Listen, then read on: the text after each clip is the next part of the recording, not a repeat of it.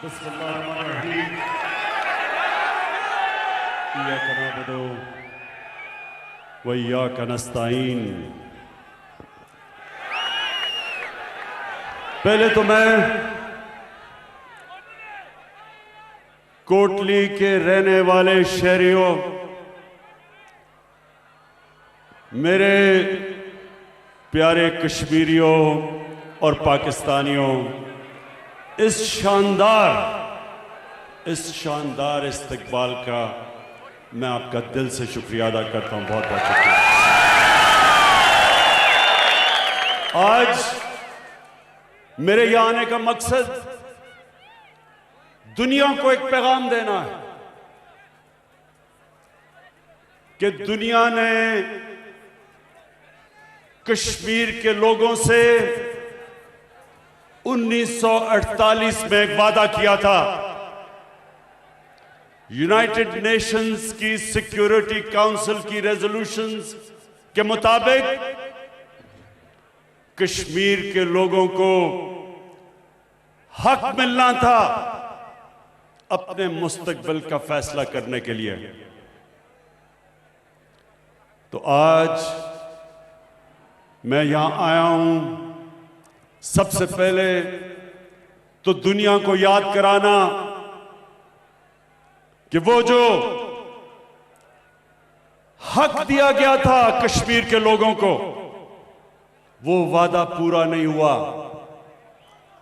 जबकि यही United Nations की सिक्योरिटी काउंसिल ने ईस्ट तिमोर, इंडोनेशिया, एक मुसलमान मुल्क का एक जजीरा था, वहां क्रिश्चियन ज्यादा थे, उनको वही हक ईस्ट तिमोर को दिया गया और वो बड़ी जल्दी पूरा किया गया। रेफरेंडम करवाया गया और उनको आजाद कर दिया। तो मैं आज यूनाइटेड नेशंस को याद कराना चाहता हूं। मैंने यूनाइटेड नेशंस की जनरल असेंबली में भी याद कराया, आज भी करा रहा हूं और हमेशा याद कराऊंगा कि आपने अपना हक पूरा नहीं किया। आपने जो वादा था वो पूरा नहीं किया। और दूसरी चीज, मैं कश्मीर के लोगों को यह कहना चाहता हूं कि इंशाअल्लाह जब ये आपको आपका हक मिलेगा, कश्मीर के लोगों को मकबूजा कश्मीर और आजाद कश्मीर, कि जब आप अपनी मुस्तकबिल का फैसला करेंगे और कश्मीर के लोग इंशाअल्लाह जब पाकिस्तान के हक में फैसला करेंगे, मैं ये भी आज कहना चाहता हूं कि उसके बाद पाकिस्तान कश्मीर के लोगों को वो हक देगा, उनको वो राइट देगा कि आप आजाद रहना चाहते हैं या आप पाकिस्तान का हिस्सा बनना चाहते हैं। ये आपका हक होगा। मैं आज दूसरी वजह से यहां इसलिए आया हूं कि मैं मकबूजा कश्मीर के लोगों को एक पैगाम देना चाहता हूं। और जिस तरह अभी मेरे से पहले वजीर खारजा ने कहा कि सारा पाकिस्तान आज मकबूजा कश्मीर की आवाम के साथ खड़ा है, लेकिन सिर्फ सारा पाकिस्तान ही नहीं आपके साथ खड़ा, मुसलमान दुनिया आपके साथ खड़ी है। अगर मुसलमान हुकूमतों में किसी की वजह से भी अगर वो आपको आज सपोर्ट नहीं कर रही, ये मैं आपको यकीन दिलाता हूं कि सारी मुसलमान दुनिया की आवाम मकबूजा कश्मीर के लोगों के साथ खड़ी है। बल्कि मैं इससे भी आगे जाता हूं, वो लोग जो मुसलमान भी नहीं लेकिन जो इंसाफ पसंद हैं, वो भी सब आज समझते हैं कि कश्मीर के लोगों को वो हक देना चाहिए जो यूनाइटेड नेशंस ने वादा किया था। मैं ये भी कश्मीर के मकबूजा कश्मीर के लोगों को आप पैगाम देना चाहता हूं कि हमें सब एहसास है जिस तरह के जुल्म आप पे हुए और हो रहे हैं, जिस तरह घरों में खबर आती है, मां बाप को खबर आती है कि उनके बेटे को गायब कर दिया गया, कहीं ले गए, जेल पे ले गए, या खबर आती है कि बेटा शहीद हो गया।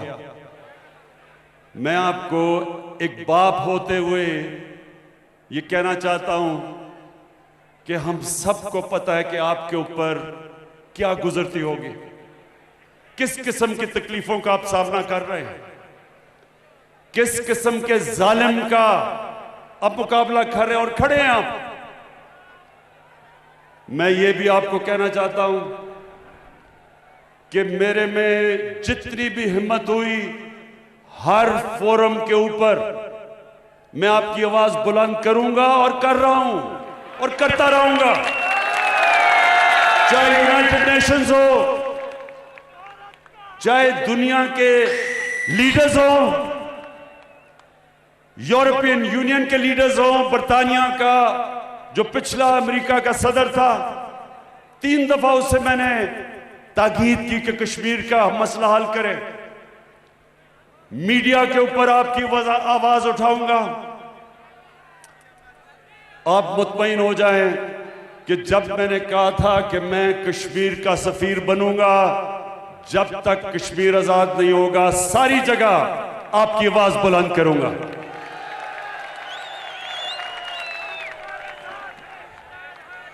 मेरे कोटली के शहरियों, मैं अब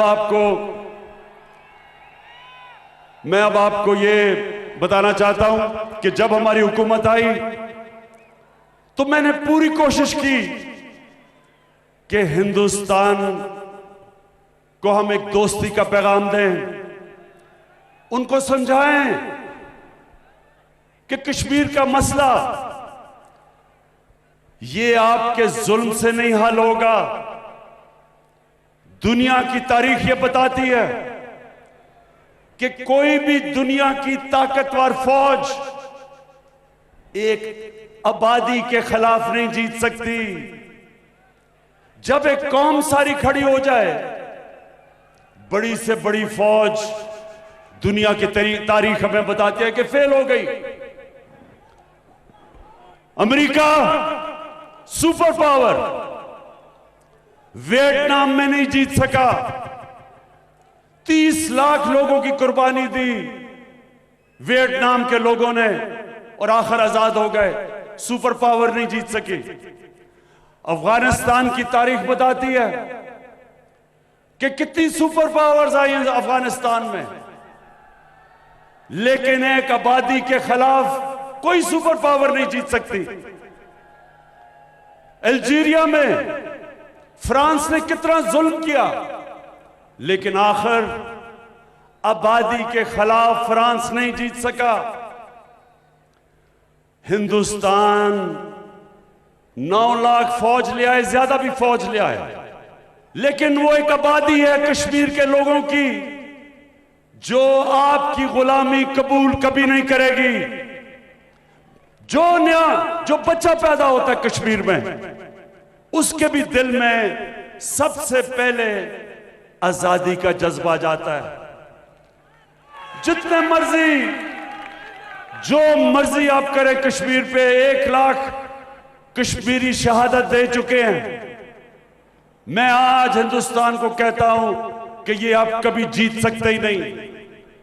जब एक आबादी मानती नहीं है आपको, और जो थोड़े से लोग कश्मीर में हिंदुस्तान की हमायत करते थे, जब से 5 अगस्त से जो आपने जुल्म करना शुरू किया, लॉकडाउन किया, कर्फ्यू लगाए, वो भी थोड़े से लोग आज आजादी चाहते हैं। कोई कोई कश्मीर का सियासतदान जो प्रो इंडिया हो, मैं आज आपको लिख के देता हूं कि वो कभी वोट जीत ही नहीं सकता, इलेक्शन ही नहीं जीत सकता कश्मीर में। इसलिए मैंने जो पहले आपसे नरेंद्र मोदी, मैंने कोशिश की थी आते साथ ही कि हम अपने ताल्लुकात ठीक करें और कश्मीर का मसला हल करें डायलॉग के जरिए, यूनाइटेड नेशंस की रेजोल्यूशन के तहत हम हल करें। मैं फिर से आपको कह रहा हूं कि और कोई दूसरा रास्ता नहीं है। मैंने जब आपको तब कहा तो मुझे समझ नहीं आई, शुरू में मुझे समझ ना आए कि ये क्यों नहीं मेरे साथ आगे बढ़ रहा है, डायलॉग क्यों नहीं कर रहा। फिर जब पुलवामा हुआ और पुलवामा के बाद जब बालाकोट पे हिंदुस्तान के जेट ने आके हमारे दरख्तों को शहीद किया,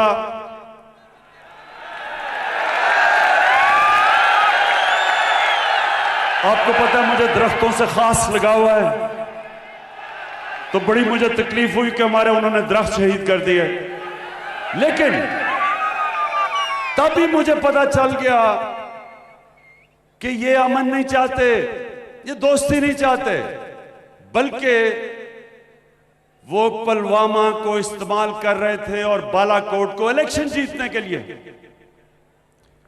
और वो जो इनके एक सहाफी गोस्वामी, उसकी जो मंजर आम में आया, पता चला कि पहले से प्लान किया हुआ था कि उन्होंने हमला करना चाहे। और मैं कहता गया कि हमारा पुलवामा से कुछ नहीं था, पाकिस्तान पुलवामा के पीछे नहीं था, लेकिन पहले से प्लान किया था कि बमबारी करेंगे, उसको इस्तेमाल करेंगे इलेक्शन जीतने के लिए।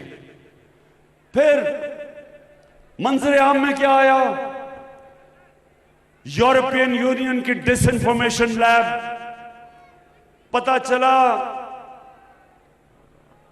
कि 600 इन्होंने फेक साइट्स बनाई हुई थी, फेक अकाउंट्स की, जिसमें से प्रोपेगेंडा चल रहा था पाकिस्तान की फौज के खिलाफ और इमरान खान के खिलाफ। तो हम दोस्ती कर रहे थे, आप जड़ें काट रहे थे हमारी। लेकिन आज अब सबके सामने जो आरएसएस का एजेंडा था, जो उनकी आइडियोलॉजी थी, वो सबके सामने है, मंजर आम पे है। मैंने हर फोरम पे कहा कि जब भी कोई आरएसएस जिस तरह का एजेंडा लेके आया, हमेशा असल नुकसान अपने मुल्क को करवाया। आज हिंदुस्तान में हालात देखें, मुल्क तकसीम हुआ है। असल में आरएसएस की आइडियोलॉजी ने सबसे ज्यादा नुकसान हिंदुस्तान को पहुंचाया और पहुंचाएगा। आज हिंदुस्तान के किसान निकले हुए हैं, मुसलमानों के जो हालात हैं वो सबके सामने हैं। जो उन्होंने 2 सिटीजनशिप की लेजिस्लेशन लेके आए, मुसलमान अलहदा तंग, किसान अलहदा तंग, जो अकलियतियां हिंदुस्तान की वो सब डरी हुई हैं, क्योंकि इस तरह की आइडियोलॉजी थोड़ी देर के लिए तो फायदा पहुंचा देती है, इलेक्शन भी जिता देती है, लेकिन उसके बाद माशरे का सबसे ज्यादा नुकसान इस तरह की फैशिस्ट आइडियोलॉजी करती है। हमारे नबी सल्लल्लाहु अलैहि वसल्लम रहमतुल आलमीन थे, इंसानों के लिए रहमत बन के आए थे, रहमतुल मुस्लिमीन नहीं थे। सब इंसानों के लिए रहमत बन के आए थे। उन्होंने सब इंसानों को इकट्ठा किया, तकसीम नहीं किया। दुनिया की तारीख का सबसे बड़ा लीडर, ना कभी कोई माजी में आया और ना कोई आ सकता है। तो हमें अल्लाह ने कहा उनकी सुन्नत पे चलो। जो भी उनकी सुन्नत पे चलता है वो होता है लीडर। कायदे आजम, जब कायदे आजम ने सियासत शुरू की तो हिंदू मुस्लिम एम्बेसडर कहलाए जाते थे, इंसानों को इकट्ठा करने वाले लीडर कि मिलकर आजादी की जंग लड़े। जो नेल्सन मंडेला, जो सारा साउथ अफ्रीका उसको क्यों मानता है? उसने इंसानों को इकट्ठा किया, तकसीम नहीं किया। एक तकसीम हुए माशरे को जोड़ा।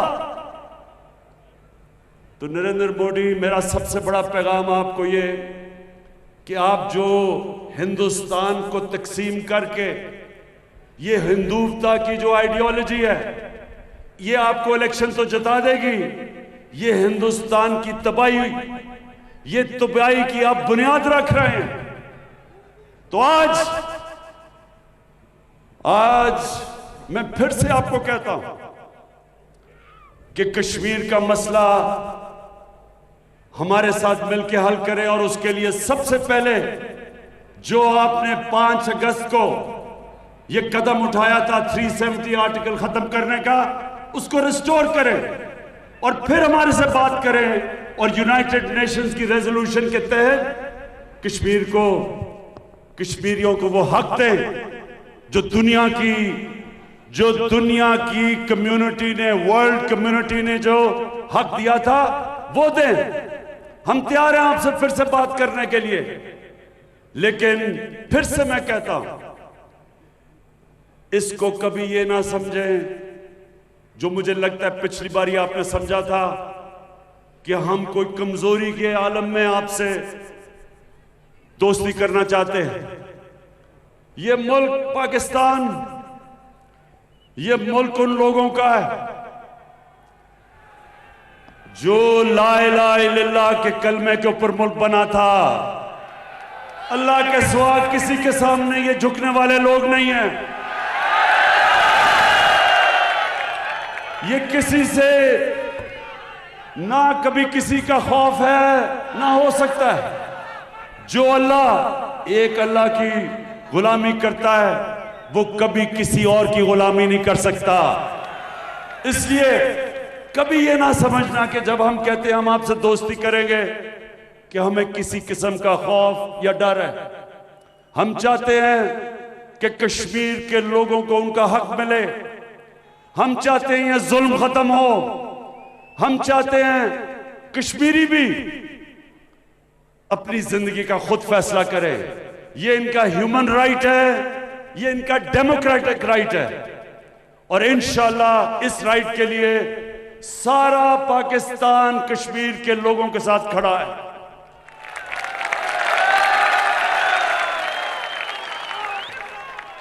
मैं आखिर में मैं जो बात करना चाहता हूं वो ये कि क्योंकि मैं अपने नबी सल्लल्लाहु अलैहि वसल्लम की सुन्नत पर चलने वाला हूं। मेरी भी पूरी कोशिश है कि मैं सारे अपने पाकिस्तानियों को इकट्ठा करूं, यूनाइट करूं, अपने सारे सूबों को इकट्ठा करूं, जो हमारे इलाके पीछे रह गए हैं उनकी मदद करूं। जिस तरह लाइन ऑफ कंट्रोल में लोगों को मुश्किल वक्त से गुजरना पड़ता है और ये बमबारी करते हैं, खास तौर पे मैं उनको पैगाम देना चाहता हूं कि हम आपकी पूरी मदद करेंगे। आपके लिए मैंने पूरा पैकेज तैयार किया हुआ है कि वहां ये जो बमबारी की वजह से डिसलोकेशन है, इंशाल्लाह आपके साथ हम खड़े रहेंगे।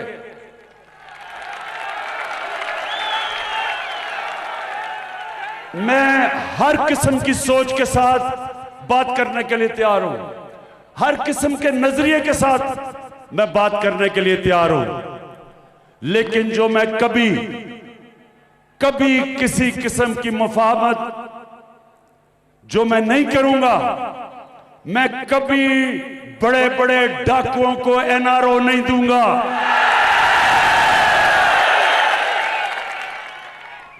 हमारे नबी सल्लल्लाहु अलैहि वसल्लम, उनसे किसी ने पूछा कि उन्होंने कहा जी ये तो बड़ी एक कुरैश की लड़की है, औरत है, इससे चोरी की है, ये तो कुरैश खानदान की है, तो इसको माफ कर दें। तो दुनिया के सबसे अजीम लीडर ने कहा कि अगर मैंने इसको माफ कर दिया तो हमारा वो हाल होगा जो तुम्हारे से पहले कितनी कौमें बर्बाद हुई, जिधर ताकतवर के लिए एक कानून और कमजोर के लिए दूसरा कानून। मैं कभी छोटे चोरों को जेलों में डालूं और बड़े डाकुओं को एनआरओ दूं, ये मैं कभी नहीं कर सकता। ये जो मुजफ्फराबाद में सब जमा हुए हैं, आज मैं इधर से सुन ले मेरी बात कि आपने लॉन्ग मार्च करनी है, बेशक लॉन्ग मार्च करें। आपने लॉन्ग मार्च जिधर भी करनी है, मैं आपकी मदद करूंगा आप करने के लिए। लेकिन अगर आप उल्टा भी लटक जाए, नारो नहीं दूंगा। YouTube पर गुगली टीवी देखने के लिए youtube.com की सर्च बार में गुगली टीवी टाइप करें। गुगली टीवी के पेज पर सुर्ख रंग के सब्सक्रिप्शन वाले बटन पर क्लिक करना ना भूलिए। YouTube पर अपलोड होने वाली वीडियो से बाखबर रहने के लिए बेल आइकॉन पर क्लिक कीजिए। आपको हर नई आने वाली वीडियो के बारे में नोटिफिकेशन मौसूल हो जाएगा।